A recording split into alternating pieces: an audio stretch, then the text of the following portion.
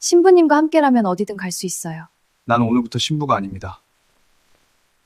하늘이 뚫린 듯 쏟아지는 빗줄기는 민서의 얇은 셔츠를 순식간에 적셨습니다. 차가운 빗물이 목줄기를 타고 내려와 가슴팍을 적실 때마다 그녀는 살아있다는 감각이 오히려 저주스러웠습니다. 한강 다리 위 거세게 몰아치는 바람은 금방이라도 그녀의 가녀린 몸을 강물 속으로 밀어 넣을 듯 위태로웠습니다. 15년. 남편 진호와의 결혼 생활은 민서에게 서서히 목을 조여오는 올가미와 같았습니다. 너 같은 걸 누가 데리고 살아? 내 돈 아니면 넌 길거리에서 굶어 죽을려니야. 남편이 내뱉던 독설들이 빗소리에 섞여 환청처럼 들려왔습니다. 민서는 난간을 잡은 손에 힘을 주었습니다. 손톱이 철제 난간을 긁으며 비명을 질렀지만 마음의 통증에 비하면 아무것도 아니었죠. 그녀는 눈을 감고 발끝을 살짝 들었습니다. 이제 한 걸음만 더 내디디면 이 지옥 같은 소음도 남편의 비열한 웃음소리도 모두 끝날 터였습니다. 하지만 죽음조차 민서에게는 쉬운 일이 아니었습니다.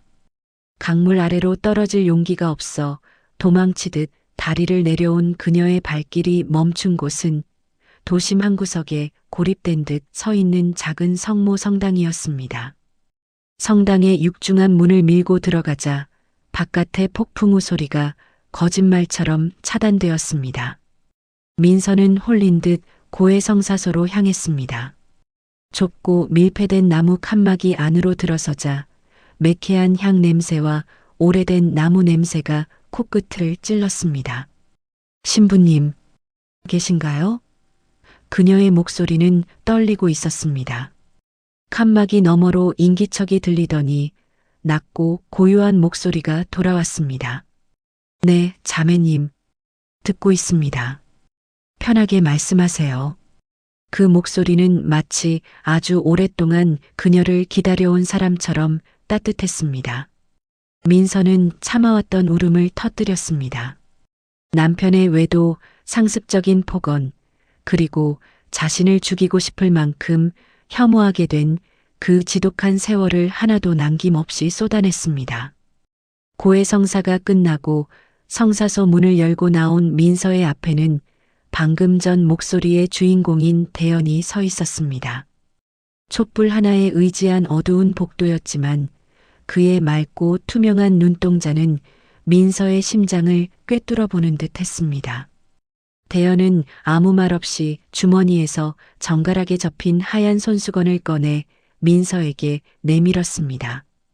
많이 힘드셨군요. 하지만 기억하세요.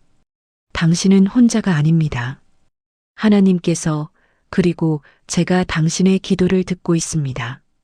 대연의 손가락 끝이 손수건을 건네며 민서의 손등에 살짝 스쳤습니다.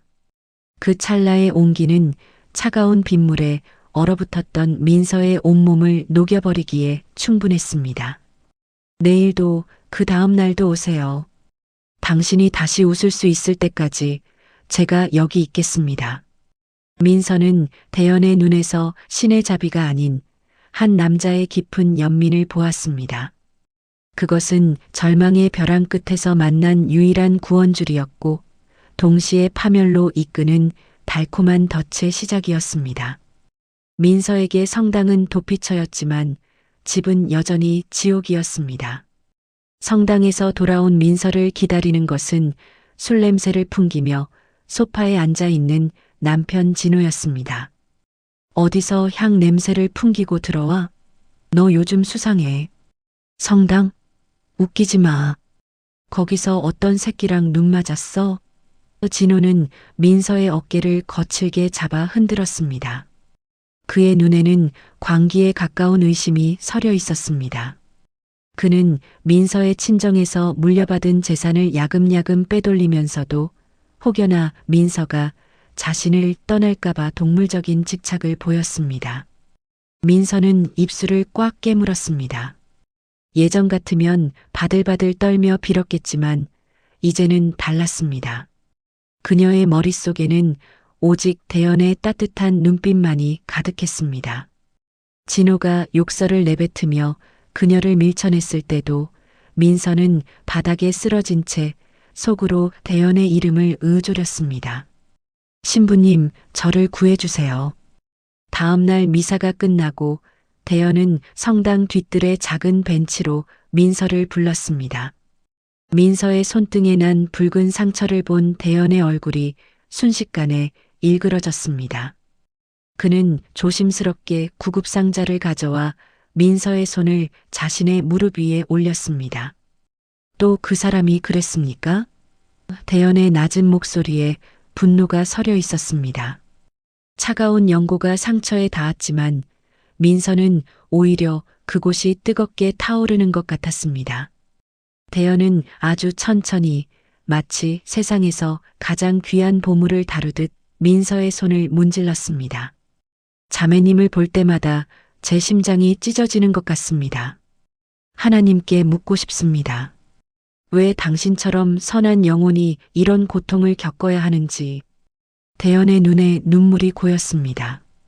신부의 눈물을 본 민서는 본능적으로 깨달았습니다. 이 감정은 신앙이 아니었습니다. 그것은 금기된 욕망이자 서로의 결핍을 채우려는 지독한 탐닉이었습니다. 두 사람의 애틋한 분위기가 정원을 가득 채우고 있을 때 성당 담장 너머 검은색 세단 안에서는 혜란이 입꼬리를 비틀며 웃고 있었습니다. 그녀는 고성능 카메라의 셔터를 쉴 새 없이 눌러댔습니다. 렌즈 속에는 대연의 손을 간절하게 맞잡고 있는 민서의 모습이 선명하게 담겼습니다. 어머, 신부님이랑 사모님이 아주 그림 같네. 혜란은 찍힌 사진들을 확인하며 옆자리에 놓인 서류 뭉치를 툭툭 쳤습니다. 그 서류는 진호와 함께 모의한 민서의 재산 탈취 계획서였습니다. 혜란은 대연과 눈을 맞추며 짧게 윙크를 보냈습니다. 사실 대연은 신부가 아니었습니다. 그는 혜란과 진호가 민서를 완벽하게 파멸시키기 위해 고용한 로맨스 스캠 전문가였고 이 성당 역시 폐쇄 직전의 건물을 임대한 연금 무대였습니다. 민서는 자신이 천국에 있다고 믿었지만 사실은 가장 정교하게 설계된 지옥의 한복판에 서 있었습니다. 폭풍우가 다시 몰아치던 밤, 민서는 피투성이가 된 얼굴로 성당 사제관의 문을 두드렸습니다. 진호의 폭력이 선을 넘은 것이었습니다. 대연은 문을 열자마자 쓰러지는 민서를 받아 안았습니다. 민서 씨, 정신 차려요. 대연은 그녀를 침대에 눕히고 젖은 옷을 닦아주었습니다. 민서는 대연의 셔츠 깃을 붙잡고 울부짖었습니다. 신부님, 저 좀 데려가 주세요. 그 사람이 제 명의로 된 땅이랑 건물을 다 팔아치우려고 해요. 전 이제 갈 곳이 없어요. 대연은 잠시 주춤하는 듯 하더니 이내 결심한 듯 민서를 거칠게 끌어안았습니다. 신부라고 부르지 마세요. 난 이제 당신을 지키는 남자일 뿐입니다. 신께서 나를 버리신다 해도 나는 당신을 택하겠습니다. 대연의 입술이 민서의 이마와 뺨에 닿았습니다. 성스러운 사제실은 순식간에 금지된 욕망이 소용돌이치는 밀실로 변했습니다.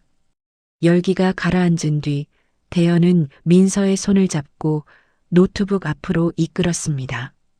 민서 씨, 진호 그 인간이 손을 쓰기 전에 움직여야 합니다.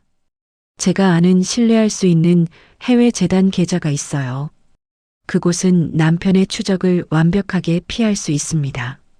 대연의 목소리는 너무나 이성적이고 확신에 차 있었습니다. 민서는 의심할 여지가 없었습니다. 자신을 위해 신까지 배신하겠다는 이 남자가 거짓말을 할 리 없다고 믿었습니다. 제가 가진 현금이랑 주식 전부 옮길게요. 그 돈이면 우리 해외 어디선가 다시 시작할 수 있겠죠? 민서의 물음에 대연은 그녀의 머리카락을 넘겨주며 부드럽게 속삭였습니다. 당연하죠. 당신과 함께라면 지옥이라도 가겠습니다. 아니, 우리가 가는 곳이 곧 천국이 될 겁니다. 민서는 대연이 제시한 계좌번호를 자신의 수첩에 보물처럼 적어 넣었습니다. 다음 날 아침 진호가 출근하자마자 민서는 미친 듯이 집안을 뒤졌습니다. 금고 속에 숨겨둔 비상금, 어머니에게 물려받은 보석들, 그리고 그동안 몰래 모아둔 주식 증서들까지 전부 가방에 쑤셔 넣었습니다. 손이 떨려 보석함을 바닥에 떨어뜨리기도 했지만 그녀는 멈추지 않았습니다. 이 가방만 들고 나가면 이 지긋지긋한 집과 진호로부터 영원히 해방될 수 있다는 생각뿐이었습니다. 조금만 더, 조금만 더. 민서는 가방 지퍼를 닫으며 거칠게 숨을 몰아쉬었습니다. 거울에 비친 자신의 모습은 엉망이었지만 눈빛만큼은 그 어느 때보다 생기로 가득 차 있었습니다. 그것은 희망이라기보다는 벼랑 끝에 몰린 짐승이 마지막 도박을 앞두고 보이는 광기에 가까웠습니다. 마지막 주일 미사 시간, 대연이 경건하게 성배를 들어 올리는 순간 성당의 육중한 문이 쾅 소리를 내며 열렸습니다. 진호와 그가 고용한 사설 경호원들이 들이닥친 것이었습니다. 이 더러운 사기꾼 새끼, 신부 옷 입고 내 마누라랑 놀아나니까 좋으냐? 진호의 고함이 성당 천장을 때렸습니다. 진호는 제단 위로 뛰어올라 대연의 멱살을 낚아챘습니다. 퍽 소리와 함께 대연의 고개가 뒤로 꺾였고 입술에서는 붉은 선혈이 뿜어져 나왔습니다. 성당 안은 신자들의 비명과 욕설로 순식간에 아수라장이 되었습니다. 진호는 품 안에서 뭉치 사진들을 꺼내 허공에 뿌렸습니다. 사진 속에는 대연과 민서가 사제관에서 껴안고 있는 모습이 적나라하게 담겨 있었습니다. 민서는 얼어붙은 채 그 광경을 바라보며 비명을 질렀습니다. 안 돼. 그만해. 제발 그만해.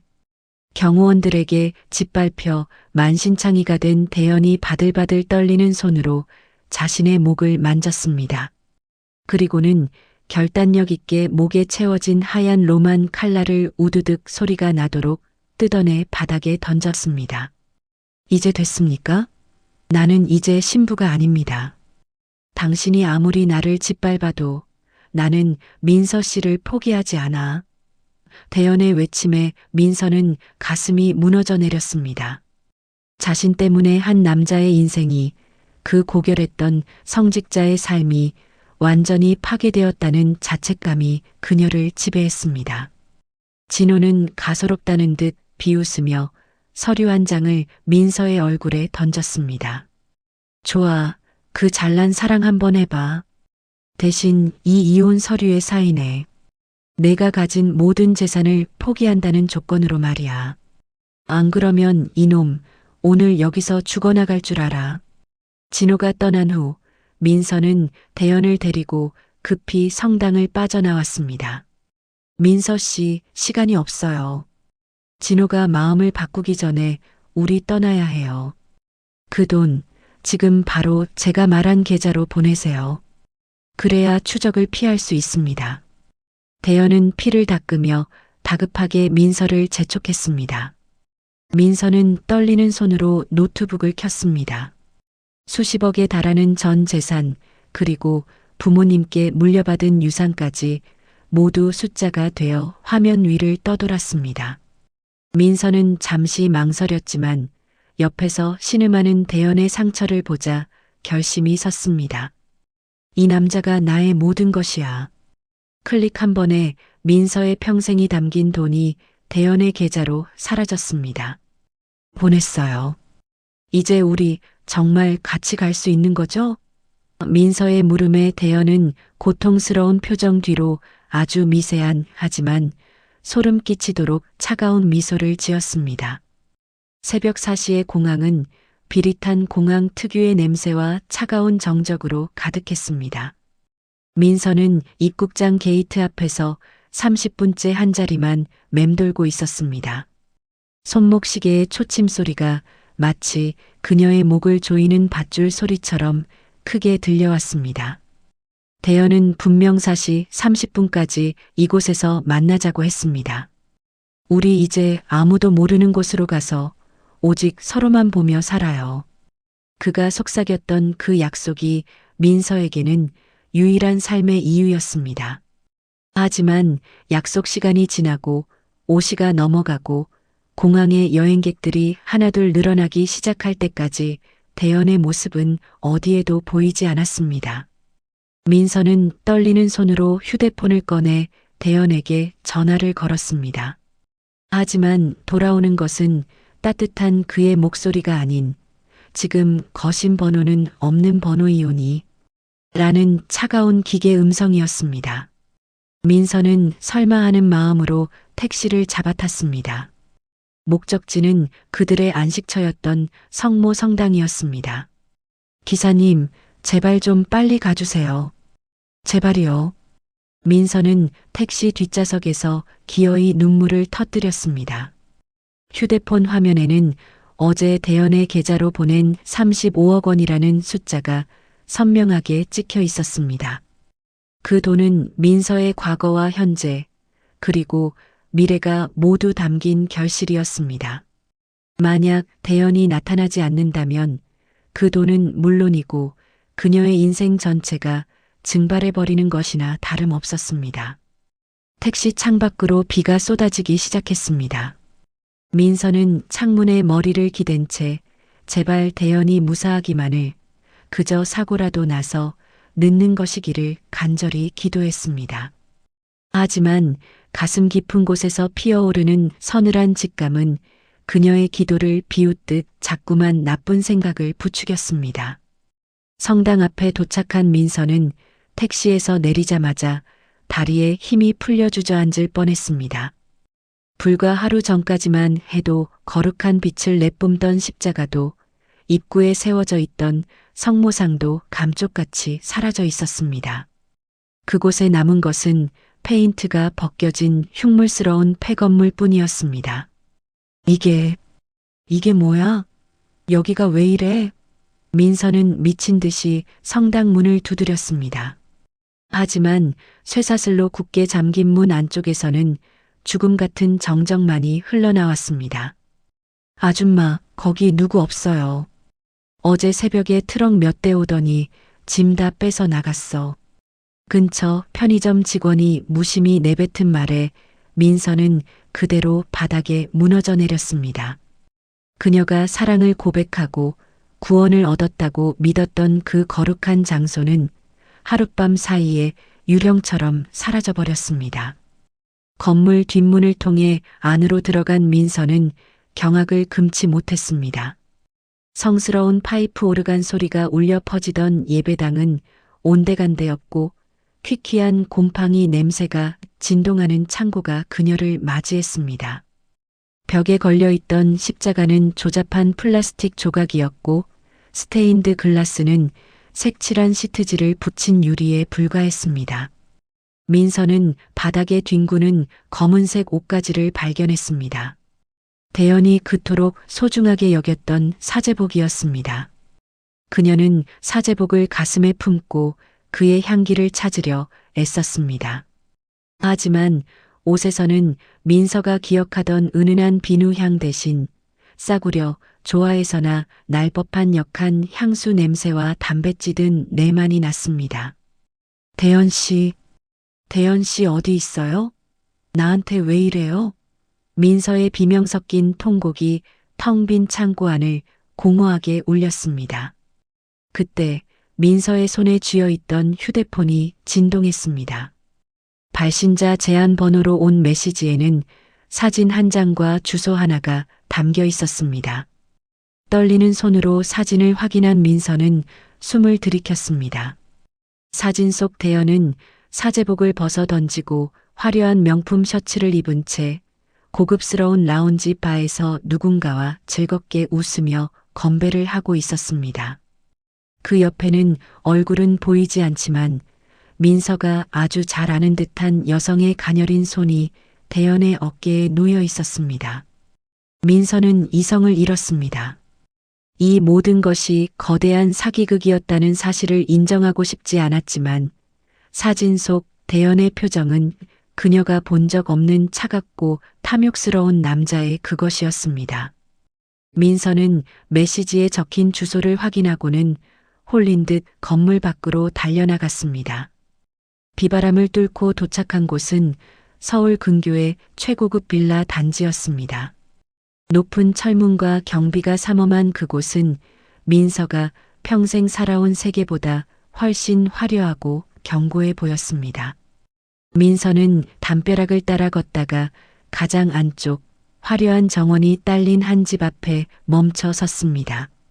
거실의 커다란 통유리창 너머로 따뜻한 오렌지빛 조명이 흘러나오고 있었습니다. 그리고 그 안에서 민서는 자신의 영혼을 파괴한 목소리들을 들었습니다.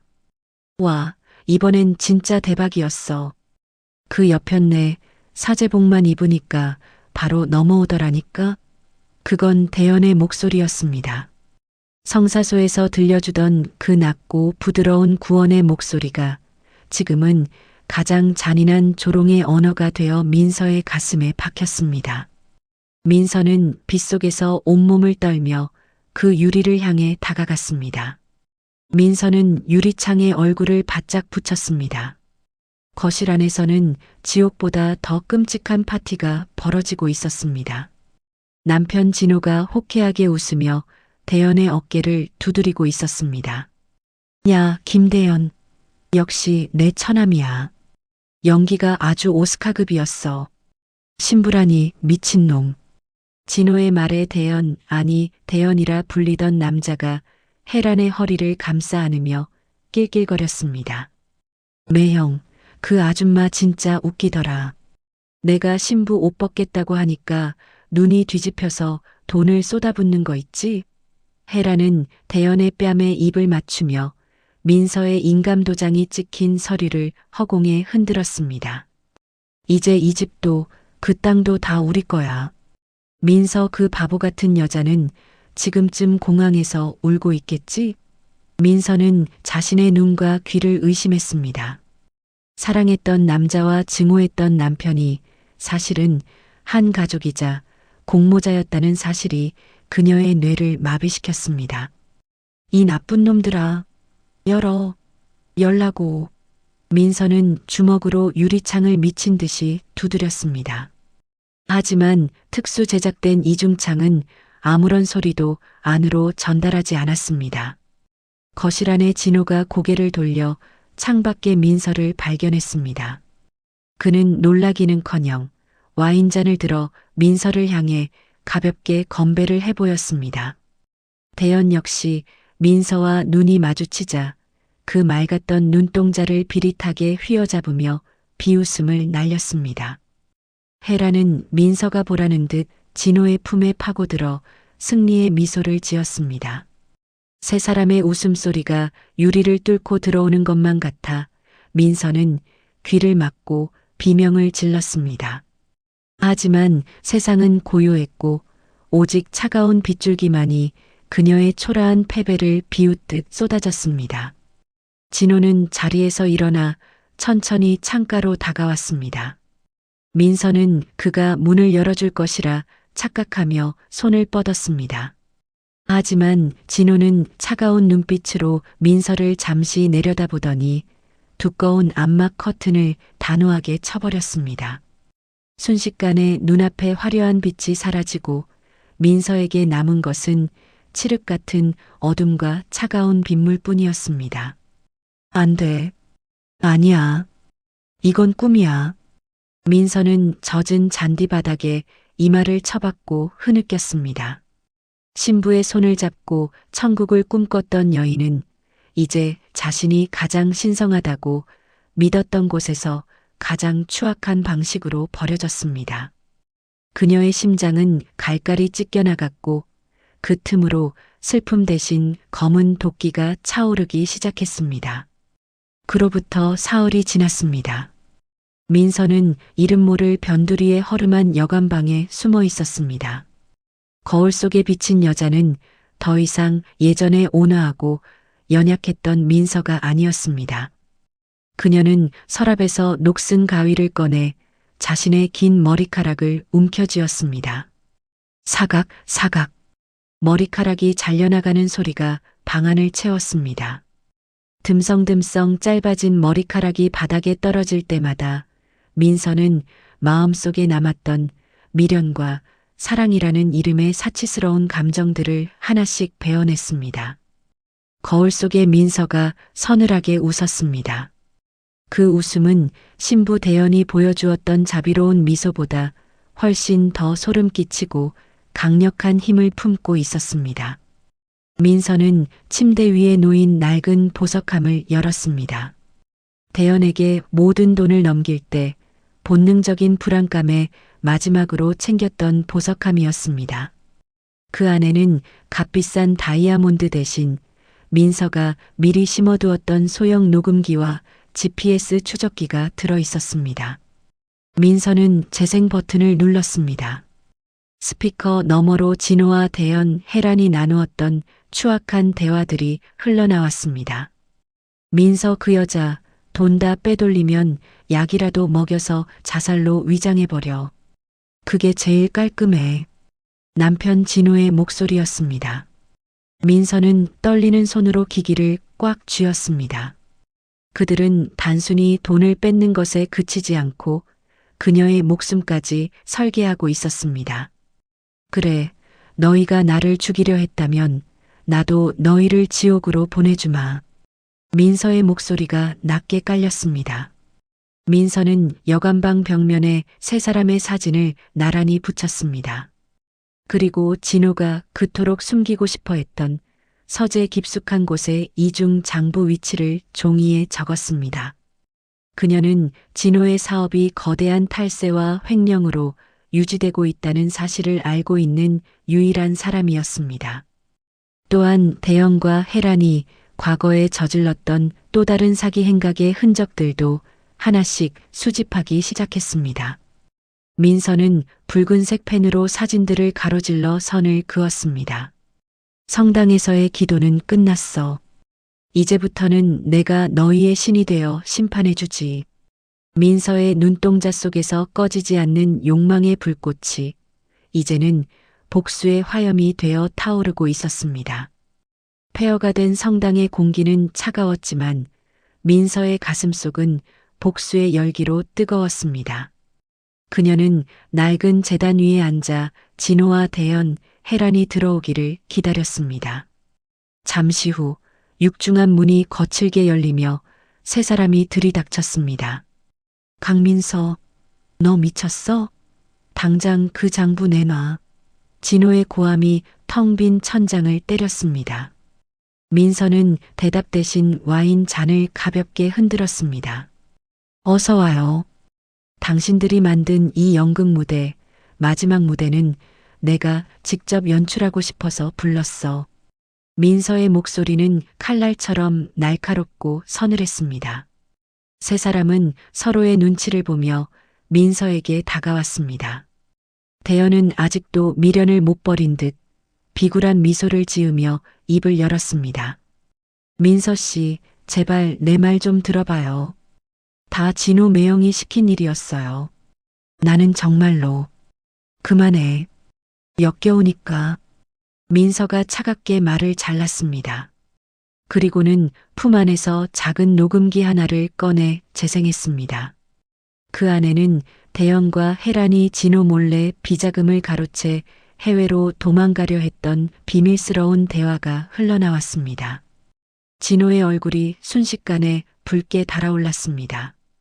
뭐, 이 새끼들이 내 뒤통수를 쳐? 진호는 대연의 멱살을 잡고 주먹을 날렸습니다.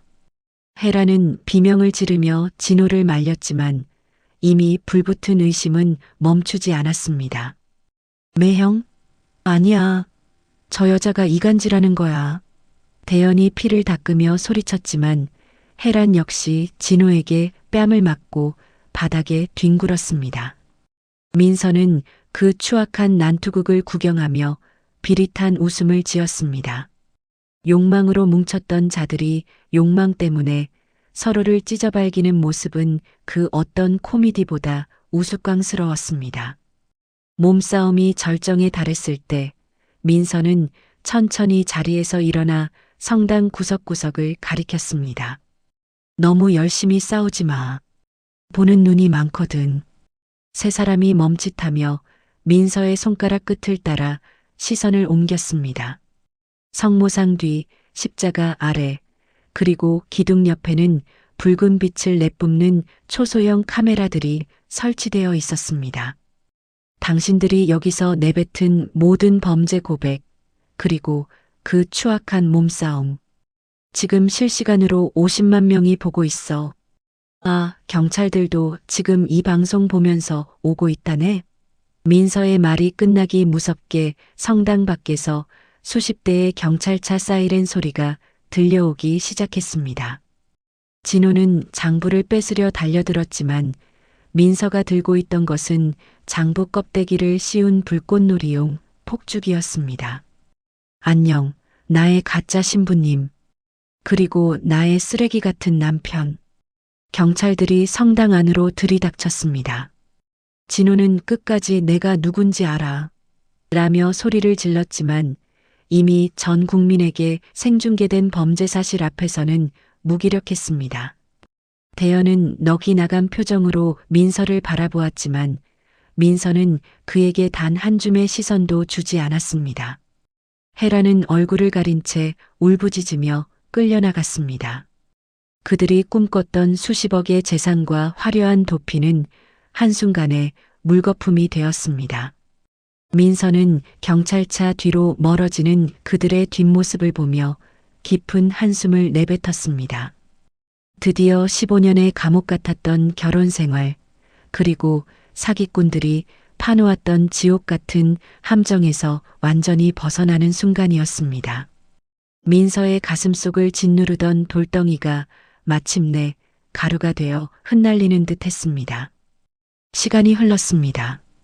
세상은 민서의 복수국으로 떠들썩했지만 민서는 모든 명예와 남은 재산을 사회에 환원하고 조용한 시골 마을로 내려왔습니다. 그녀는 이제 더 이상 누군가에게 구원을 구걸하지 않았습니다. 대신 매일 아침 작은 성당을 찾아 스스로를 위한 기도를 올렸습니다. 그곳의 신부님은 대연처럼 젊고 화려하지 않았지만 거친 손으로 민서의 어깨를 다독여주는 진실한 분이었습니다. 고생 많으셨습니다. 이제는 당신의 영혼을 돌볼 시간입니다. 신부님의 따뜻한 말 한마디에 민서는 마침내 참아왔던 눈물을 쏟아냈습니다. 그건 슬픔의 눈물이 아니라 자신을 용서하고 다시 사랑하기 시작한 치유의 눈물이었습니다. 성당을 나온 민서의 눈앞에 황금빛 노을이 펼쳐졌습니다.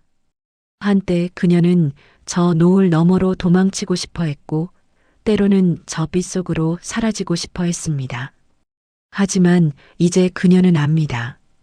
빛은 밖에서 오는 것이 아니라 자신의 내면에서 타오르는 의지라는 것을요. 민서는 천천히 들판길을 걸어갔습니다. 바람에 날리는 머리카락이 가벼웠습니다. 그녀의 뒤로는 어두웠던 과거의 그림자가 길게 늘어져 있었지만 그녀의 시선은 오직 눈앞의 밝은 내일만을 향하고 있었습니다.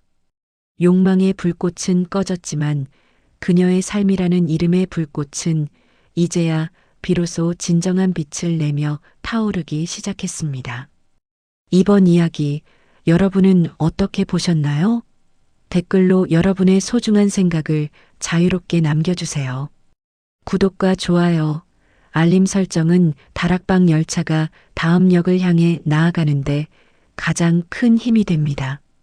시청해주셔서 진심으로 감사합니다.